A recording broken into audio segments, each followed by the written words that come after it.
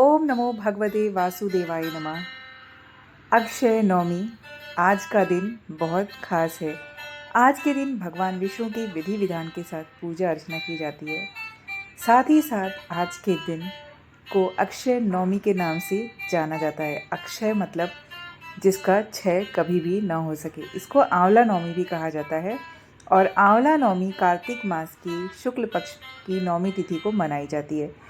इस दिन श्रद्धालु भगवान विष्णु की पूजा करते हैं। धार्मिक मान्यताओं के अनुसार आंवले के पेड़ में भगवान विष्णु का वास होता है। इस दिन आंवले की पेड़ की छांव में बैठना और उसके नीचे खाना बनाना बहुत शुभ होता है।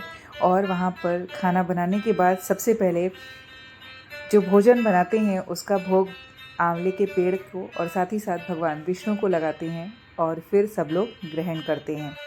कहते हैं कि आंवले के पेड़ में भगवान शिव और भगवान विष्णु दोनों एक साथ ही रहते हैं। पौराणिक कथा के अनुसार आंवले के पेड़ की उत्पत्ति भगवान विष्णु के शरीर से हुई थी। जब भगवान विष्णु ने वामन अवतार लिया तो उन्होंने राजा बलि से 3 पग भूमि मांगी। राजा बलि ने भगवान विष्णु को 3 पग भूमि देने का वचन दिया, लेकिन भगवान विष्णु ने 3 पग में ही समस्त भूमि को माप लिया और राजा बलि को पाताल लोक भेज दिया।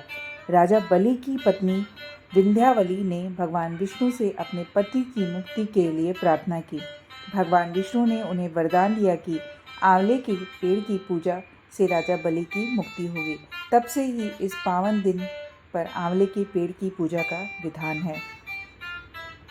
अक्षय नवमी या आंवला नवमी से जुड़ी एक और कथा मिलती है। इस कथा के अनुसार एक समय धन की देवी लक्ष्मी पृथ्वी पर भ्रमण करने आई। उस समय उन्होंने पृथ्वी पर देखा कि सभी लोग भगवान शिव और श्री हरि विष्णु की आराधना कर रहे हैं।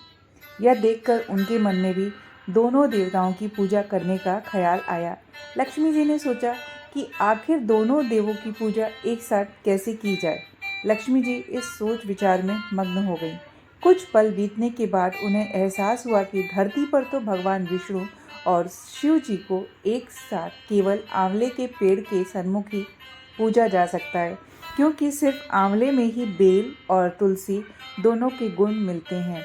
इसके बाद लक्ष्मी जी ने आंवले के पेड़ के नीचे भगवान शिव और श्री हरि विष्णु की भावपूर्ण पूजा की। देवी लक्ष्मी की भक्ति देखकर ही श्री हरि और शिव जी प्रकट हो गए। इसके बाद माँ लक्ष्मी ने आंवले के पेड़ के पास भोजन पकाया और दोनों देवों को भोजन कराया। ऐसा कहा जाता है कि तभी से हर साल कार्तिक माह के शुक्ल पक्ष की नवमी तिथि पर अक्षय नवमी मनाई जाती है। इस दिन भगवान विष्णु और देवों के देव महादेव की पूजा करने से जीवन में सुख और शांति प्राप्ति होती है। इसके साथ ही पूजा का दोगुना फल मिलता है। आंवला नवमी के दिन आंवले के पेड़ की पूजा करने से सुख संपत्ति और आरोग्य की प्राप्ति होती है। साथ ही इस दिन किया जाने वाला जप तप और दान सभी पापों से मुक्ति दिलाता है। ये तो बात हो गई आंवला नवमी के आध्यात्मिक नज़रिए की। अब मैं आपको वैज्ञानिक तथ्य क्या कहते हैं, साइंटिफिक रीज़न क्या है आंवला नवमी का, ये भी बताती हूँ। वैसे सभी को पता है कि आंवला स्वास्थ्य के लिए बहुत ही ज़्यादा फायदेमंद है। हमारे जितने भी ऋषि मुनि थे सनातन धर्म में, उन्होंने जो भी चीज़ें बताई हैं उन सबको सेहत के साथ जोड़ कर रखा है। आयुर्वेद में आंवले को अमृत फल माना जाता है। इस दिन आंवले को खाना या आंवले की पत्तियों का सेवन करना अमृत पीने के समान है। आयुर्वेदाचार्य जो भी हमारे वेदों के ज्ञाता थे, उन्होंने बताया कि जो आंवला है वो विटामिन सी से भरपूर होता है। इसके सेवन से शरीर में रोग प्रतिरोधक क्षमता बढ़ती है। और ऐसा ज़रूरी नहीं कि आप साल भर आंवला खाते रहिए।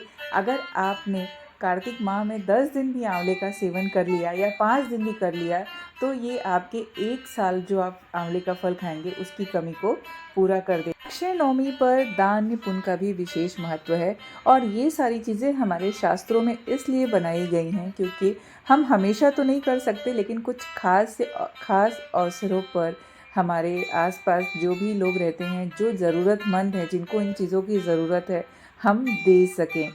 बाकी तो सब अपने अपने परिवार में जिसके घर में जैसा होता होगा वो उसके अकॉर्डिंग ही करते हैं। पूजा और धर्म सब कुछ सब अपने अकॉर्डिंग करते हैं।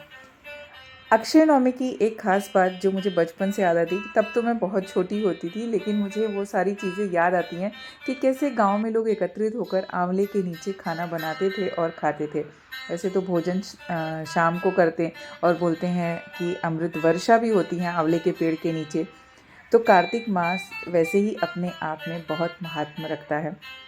सारे जो त्योहार और जो साल भर आप चीज़ें नहीं कर पाते हैं, उसका पुण्य कार्तिक महीने में कर लेने से आपको मिल जाता है। तो आज के दिन हम भी चलें वन भोजन के लिए, अपनी सोसाइटी के गार्डन में सब मिल के भोजन करेंगे और आप सब बने रहिए और आगे